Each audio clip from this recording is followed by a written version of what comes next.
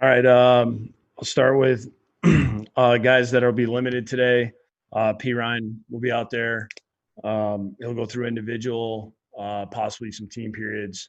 Uh, Flacco will be limited. And then Avery will increase his workload. He'll be limited, but he'll increase his team reps, which is a good thing. And then Crowder, it will not participate today with a hamstring. So we'll be evaluating him further, just kind of see where that'll take us. So with that, whatever you guys got. What happened with Crowder? Just running, just kind of pulled up.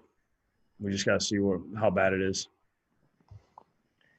He had a little of that last week, didn't he? And what it was just the game kind of aggravated. Yeah, I mean, he gets tight sometimes.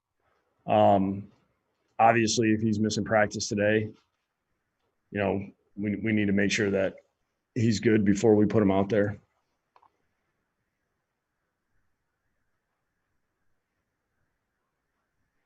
So that's got to be encouraging on P. Ryan, the fact that seems like he's progressing in the right direction there. Yeah, I mean he's a tough kid. He's pushing it.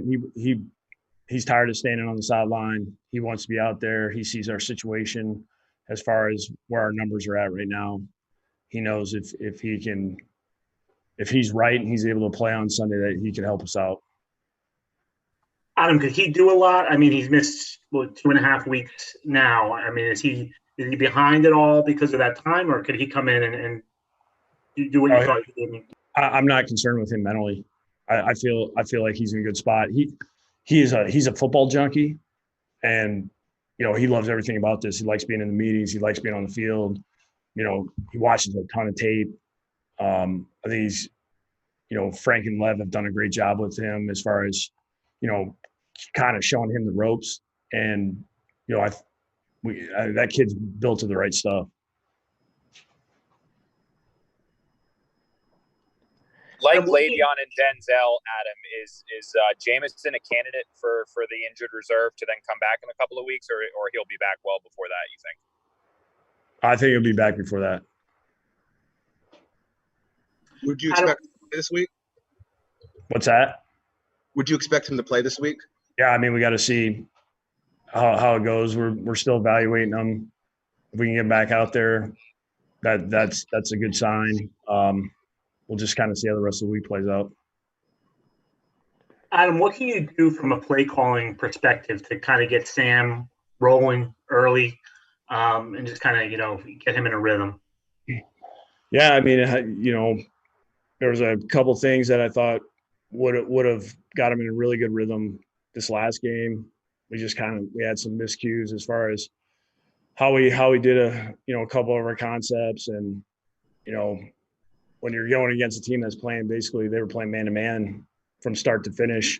I mean, it's going to be tough to get somebody just wide open. It's all going to be separation, running away from them type throws. So, I mean, this is more of a zone team. So I think we'll be able to at least do some things to possibly, make it to where it's like a breather play for them and get them some completion, see if we can get them in a rhythm. On Marcus May's performance last week, could you just touch on just how well-rounded it was? Because he did a little bit of everything, and also the challenge he might face on Sunday. I mean, Kittle's sounds like he's a little bit up in the air, but if he plays, he's one of the better tight ends that he probably have to cover this year. Yeah, I thought last week, talk about a guy that probably did about everything imaginable at the safety position, from blitzing, coverage from in the box, safety play, breaking up, almost picking a ball in the red zone, doing a great job of identifying what they were doing and anticipating it. I mean, he like you said, he did everything this last game. I don't think there's many guys that can do that, what he did this last week as far as the variety.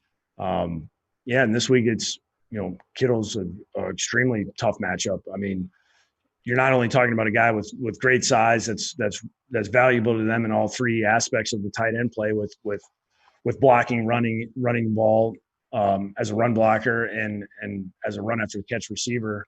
I mean, they even use him as they hand the ball off to him sometimes, and the guy's burst and explosiveness and his straight line speed. I mean, it's rare. I mean, you see this guy change gears. I mean, you can see it. And a big man like that rolling as fast as he does, it's impressive. And, this is definitely, I don't know how many more difficult matchups you can have than this guy. It's just a different animal you're going against, because like when you go against Gronk, it's all about physicality and things like that.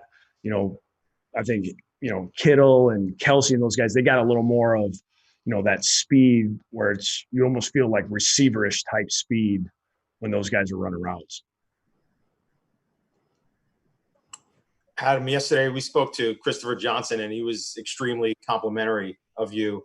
I know, like, for your focus, it's, getting the team ready and all that, but just to kind of hear that and to know that that's what he's thinking and what his thoughts of you are, what are your thoughts on that? Yeah, I've had nothing but, like, I love working for Christopher Johnson. I mean, he has been the ultimate supporter, not only with our coaching staff, myself, our players. His accessibility is unbelievable. The fact that he's here as much as he is awesome, because he gets to watch practice and we're able to, talk about what's going on, how we want to play the game, just all those interactions. I mean, I love him when the fact that he's around so much. I mean, it's been really great for not only myself, but I think the players and our staff, because they see him all the time. He talks to everybody. It's that has been a great experience for me. Do you think that could go another way sometimes with some owners who are around too much? Like, that's a positive for you, for some teams and players, maybe that is. Yeah, I can't speak for how that would be somewhere else. What makes him? I just know how it is with us. I mean, I really like with him being out at practice all the time and kind of the guy's work and really trying to, improve and make things better and figure out how to fix the mistakes of the week before, for him to be out there and watch this stuff and see these guys just work as hard as they do. I think that's a good thing. Adam, if you had to give like a scouting report of the 49ers defensive line, like how would you describe them? I would say phenomenal. Get off the ball. They're attacking. They're swarming. They're going after the quarterback. Obviously the pass rush for them is the most important thing. But at the same time, you got a toughness and a grittiness. I do love the way that, these guys, if a ball's thrown or a screen or a draw is run, how they stick their foot in the ground, they go attack the ball, they pursue with a purpose. If you get a positive play on them, they're trying to get the ball out. Like, they're not just letting that guy go by and kind of half-heartedly jogging down the field like, oh, we just got, they've just ripped off a 10-yard run. They're hauling, they're flying down the field and they're trying to cause a turnover instead of sitting there being like, oh, we just got a big run. They're trying to change the play within the play. And, it starts with their position coach. I mean, I watched it. I mean, the guy, Chris Kateri, he trains those guys that way. I mean, his individuals to watch are, if you're in that room, they're brutal.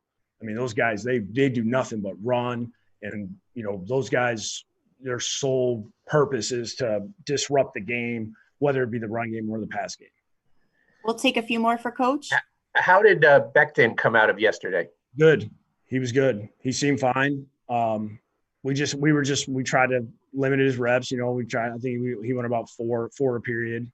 He seemed fine. I didn't see anything that looked any different than what he usually do. He'll be full participant today. So he seemed all right.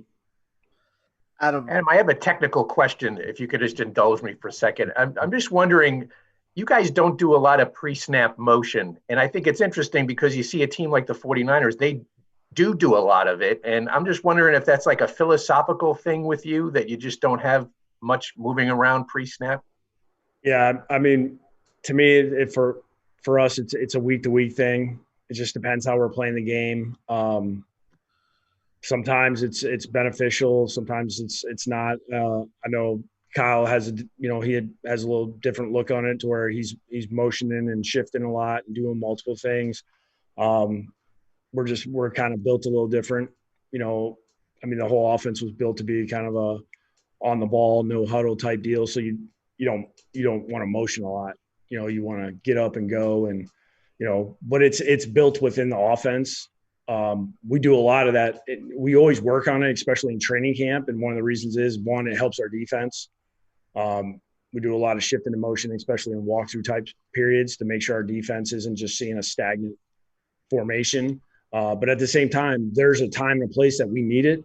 A lot of times being in a 4-minute situation or short yardage situation to where we have to be good at doing it. And you just don't want to throw it in that week and then wonder why you have a legal procedure or some kind of, 2 guys moving at the same time. So we work on it. It's more of a game-to-game thing for us. Adam, how much are you handcuffed with? You don't have Le'Veon, Mims out, Crowder possibly out. Some of your guys you were really counting on. How much is this going to handcuff this offense? We'll adjust accordingly. Really, it's about trying to figure out who we do have. I think that's why it's just kind of today will be a big day of figuring out where P. Ryan is at. Just figure out, all right, how many backs do we have? Where are we at wide receiver wise? It seems like the tight ends, we got enough of those guys, and just being able to kind of put ourselves in position. So when we head into Sunday, we can say, all right, here's the personnel groupings we're leaning on. This is how we're going to move things around. All right, here's how we make sure that Frank doesn't have 65 plays, because I don't think that's going to be beneficial for us. Just really, that's the biggest thing is, all right, who do we have? All right, what do we have to adjust, and how are we going to call the game with the personnel groupings? Adam, how good is this running back group that San Francisco has with the 3? It seems like they have 3 guys that can all kind of do the same thing. Well, the fact that you can play that many guys, and it seems like they're all ripping off runs. And they even they traded one of their guys that was pretty good too. They're well coached. The scheme fits these guys' style as far as that wide zone action, and then mixing it up with gap schemes. Their play action passing game. The line does a really good job as well. There's some big holes, but these guys, they have that run style down to where, they get things going sideways, and all of a sudden they stick their foot in the ground, and these guys all have speed to where when they stick their foot in the ground and get vertical, if there's a lane there, they're on the safeties fast. And, you got guys that can do that. It's tough to defend. Adam, do you have an idea in mind how much you want to use Frank Gore on Sunday? I know he's capable of handling that load. Yeah, you try to map it out. It's just that you don't know how the game's going to go. You don't know how the flow of the game's going to go. But I have an idea. But last time I had an idea, it just went a little sideways, and we were playing Chicago. And next thing I know, looks like he lost about 15 pounds in that game. So, try to be smart as far as managing his carries and his reps, trying to get those other guys involved. And then at the same time, Frank likes to get in a rhythm, so he won't like standing over there too long. Is that it for Coach? Thank you. All right, guys. That's it.